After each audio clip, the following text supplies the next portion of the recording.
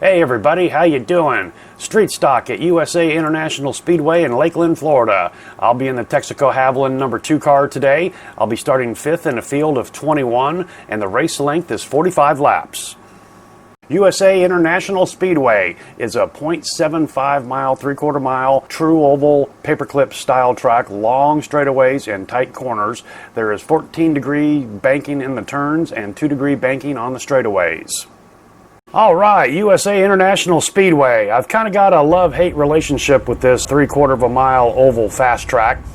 It has 14-degree bankings, which is considered high banking, but I'll tell you what, the way you can drive this track along the bottom there, and like I've mentioned many times before in the street stock, until you get the heat built up in the tires, you can come around in a heartbeat, accelerating out of the corners, both 2 and 4. 4 seems to be my weak spot, and actually 2 seems to be a weak spot for me also.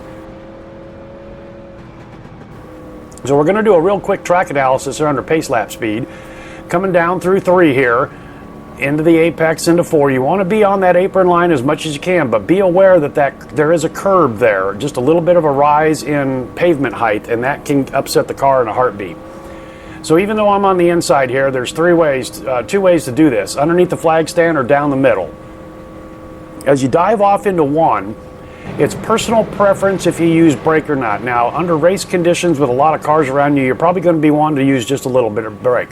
If you're out in the open by yourself, I have found a really good smooth line is not using the brakes. Slower into the entry, apex through the corners, and then gas coming out. Down the backstretch again, either the middle lane or out by the wall, whichever way is feeling good and working for you. As you dive into 3, again, maybe brake, maybe not, right, man, and be careful at the apex that if you give it too much gas, that rear end's going to step out and come around. All right, let's go racing. How about pace cars off? Be ready.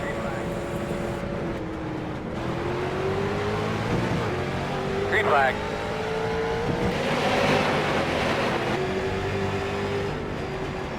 Outside. All right, so far so good. Through turns 1 and 2, I maintain my 5th position. Oh, we got one coming around. Number 4 car, rear end comes loose. Smacks the wall. Caution. Oh, and what's going on up here? 1 and 14. Twin spins. Was that a little net code on the 14? He's blinking heavy. I don't think so.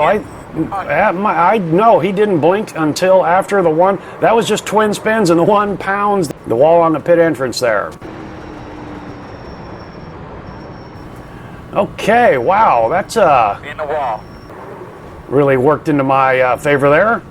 Come across the stripe, I believe I will be in 3rd now. 7. All right, you're gonna have to come around to 7. Yes, coming up for the restart in 3rd place. A lot of stuff's gonna be happening. A little difficult to keep up with maybe from time to time. As long as we be smart, pay attention to the tempo of the race, make smart adjustments, we'll be just fine. Okie dokie, Chad. 49.724. You can be on the inside.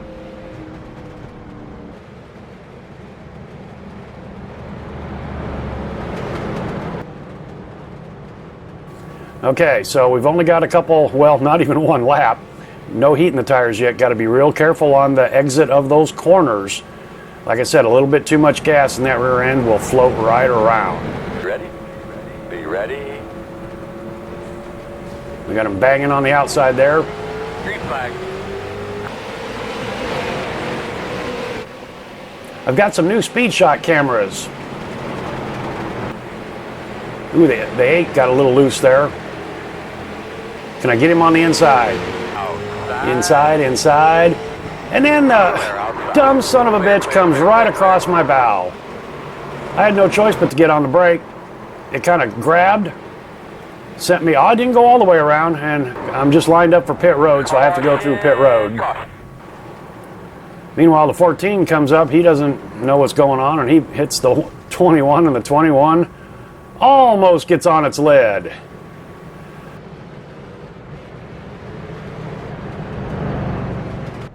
Apparently, well, not apparently, the light was on before we entered the pits. I think it's still our longest line, isn't it? Tail end of the field. I'd be at the tail end no matter what. Double them up, double them up. You're going to be on the inside. You're going to be lining up behind the 10.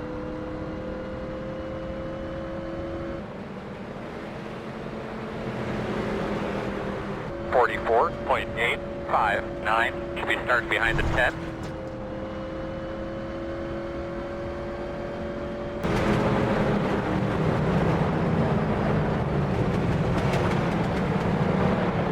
Drag those brakes a little bit, get a little bit of heat in those rotors. I wish you told me that last time, Chad. Okay. Well, at the back of the field. I know all about this story. Remember a couple weeks ago at the Bull Ring in Las Vegas, I turned that into a win. That was a true spin and win.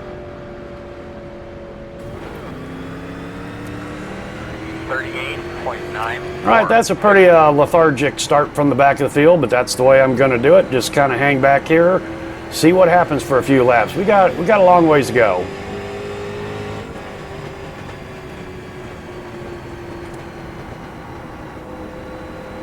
I'm barely doing 80. Hey, they got through a lap. 16. Car gets loose, comes around, then he blinks out on his lid. And then the 15 gets cornholed by the 11. 25, 23. Oh my God. Slow car on the bottom. He's in the middle of the track. Big crash. Caution. Okay. Pit road's closed. Get by that mess. Hey, I'll gain a couple positions there. All right, in 17th. Woohoo! Go. You're going to be on the inside, I believe.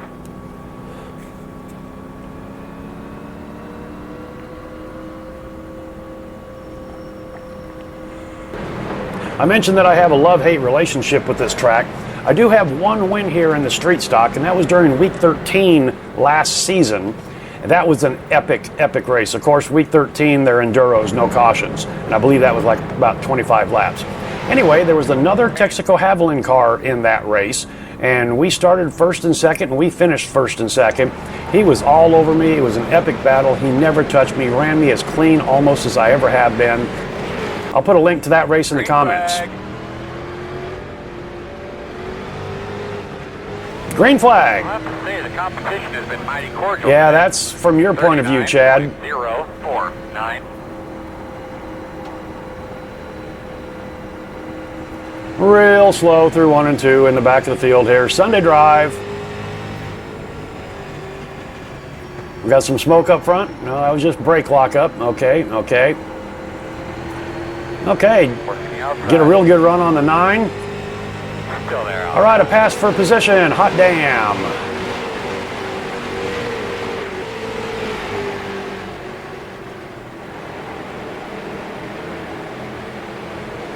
Speaking of brakes, I found a YouTube video that...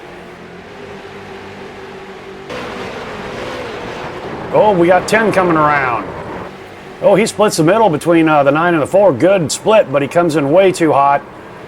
Rear end loops around. Oh, and then the 19 gets into the 11. Oh, this is a big mess. Can I get through? Can I get through? Another one on its lid. Okay, dodge that bullet. Wow. And that'll be another couple positions. Halfway this time. Come around in 1. Guy has a tutorial up on YouTube about how to set the brakes within the joystick calibration folder in iRacing. And what you do is you kind of deaden the brake pedal, and you have to do this for each individual car. And what you do is you set that number so when you stomp on the brakes, the tires don't lock up. So effectively, it kind of gives you an anti-lock brake type of brake. The problem is if you set that number too low, then you have no brakes. But I've done that for a couple cars, and so far I really like it. Maybe I'm finding out here that you have to do it for every track. I'm going to go back in and adjust that a little bit. Of course, we're going a lot faster at USA here than I was, say, at Concord where I adjusted that brake. So I'll have to play with that. I'll get back to you on that.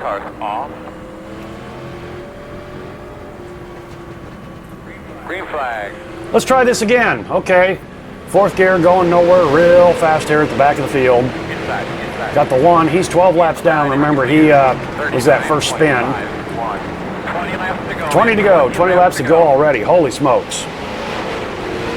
God, I love that speed shot.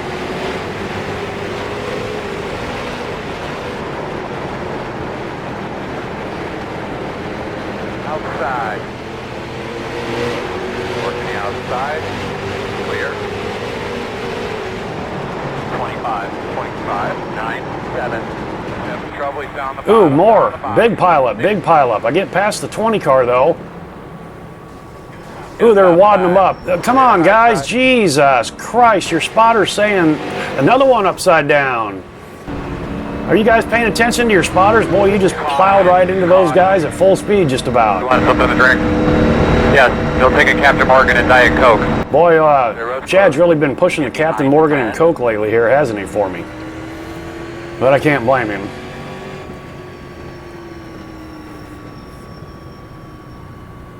What the hell there? Look at the 18. Harry Carey Kamikaze right into the wall. 15 pounds in him. The 15 backs up. I come to almost a complete stop and he backs up right into me. I'm going to guess that he missed a shift. If he has an 8 shifter, he probably hit reverse. If he's doing sequential, he probably went down through neutral and got reverse. He's toast for the game. He's done. You're going to have to come around the 20. I don't know what the 18 did there. Maybe he lost his steering wheel connection or something. I don't know. It looks like he drove right into it. Anyway, what a shit show. This is a comedy of errors or a comedy of horrors or a horrors of error. I don't know what it is. This series has gotten really, really bad. Well, it looks like we're going. You're on the outside, it looks like. I mean, granted, I have beat myself a couple times with my spins, but that still doesn't count for the fact that we have so many cautions that over half the race is under cautions.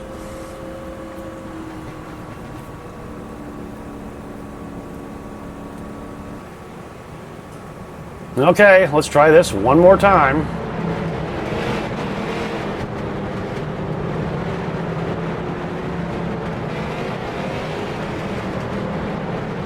You know what time it is?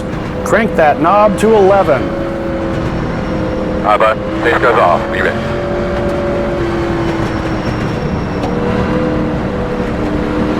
Green flag.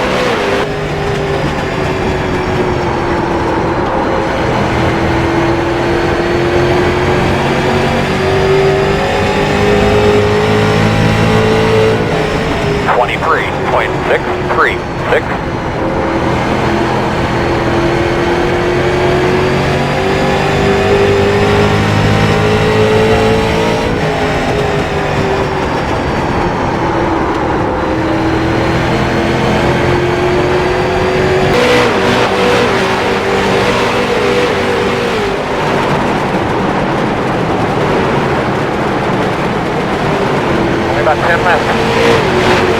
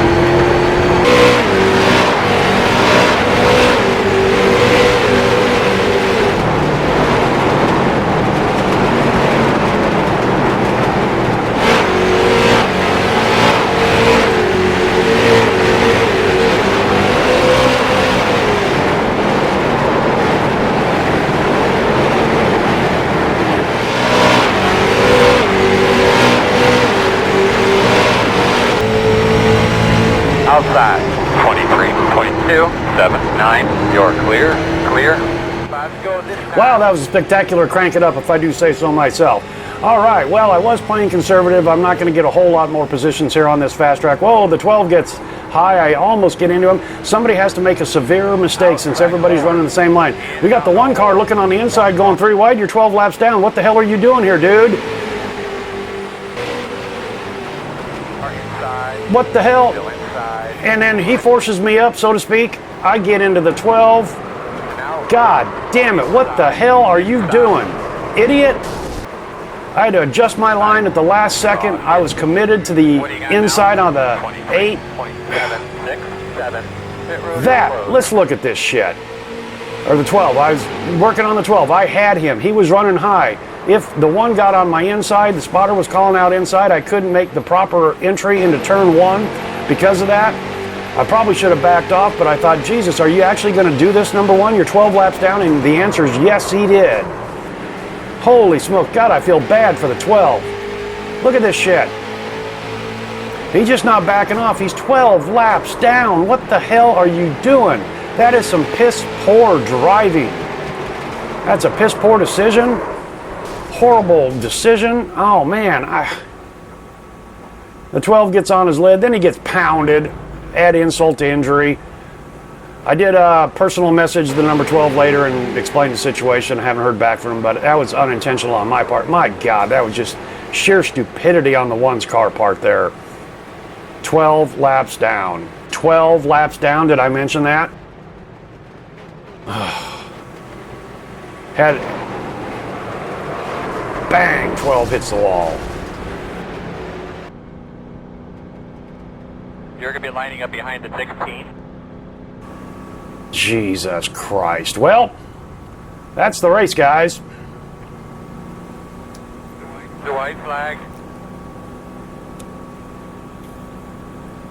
Absolutely disgusting.